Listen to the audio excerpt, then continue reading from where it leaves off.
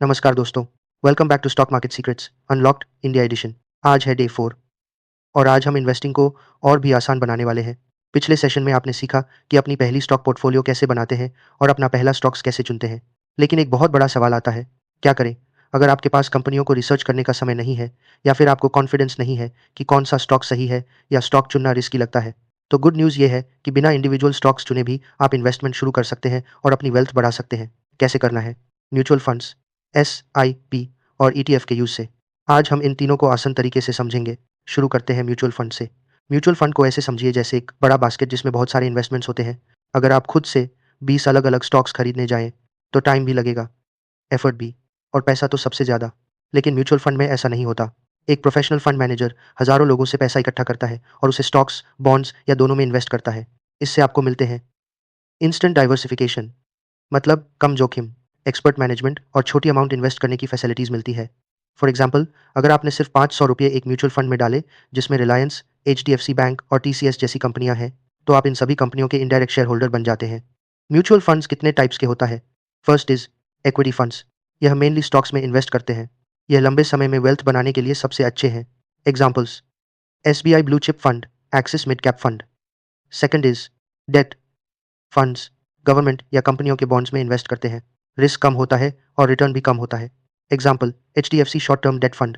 Third is hybrid funds. Stock plus debt का mix होता है। रिस्क भी मीडियम होता है, रिटर्न्स भी स्टेबल होता है। Fourth is index funds.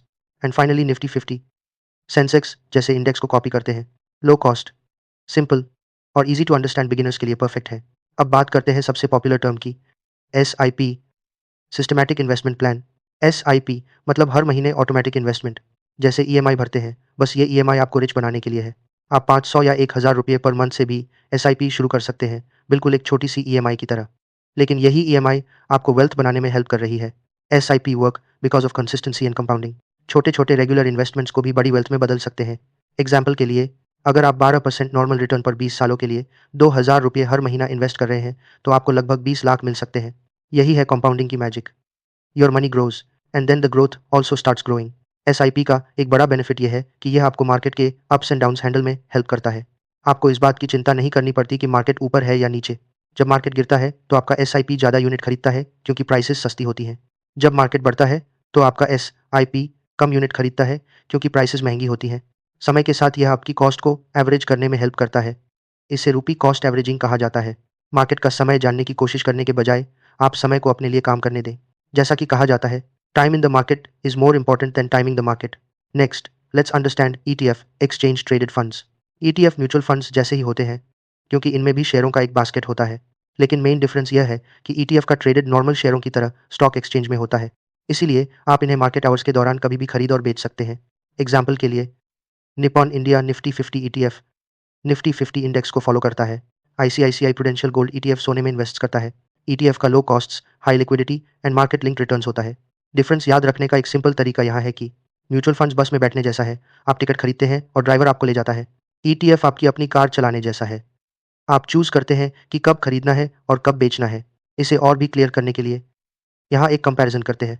Mutual funds को मैनेज किया जाता है फंड मैनेजर्स के थ्रू, जबकि ईटीएफ आमतौर पर इंडेक्स फॉलो करता है। म्यूचुअल फंड्स को एएमसी और इन्वेस्टमेंट ऐप से खरीदा जा सकता है, जबकि ईटीएफ को हम केवल स्टॉक एक्सचेंज से खरीद सकते हैं। म्यूचुअल फंड्स की फीस थोड़ी ज़्यादा होती है, जबकि ईटीएफ यूजुअली सस्ते होते हैं। अगर आप एक बिगिनर हैं, तो म्यूचुअल फंड्स स्पेशली एसआईपी शुरुआत करने के लिए सबसे अच्छी जगह है।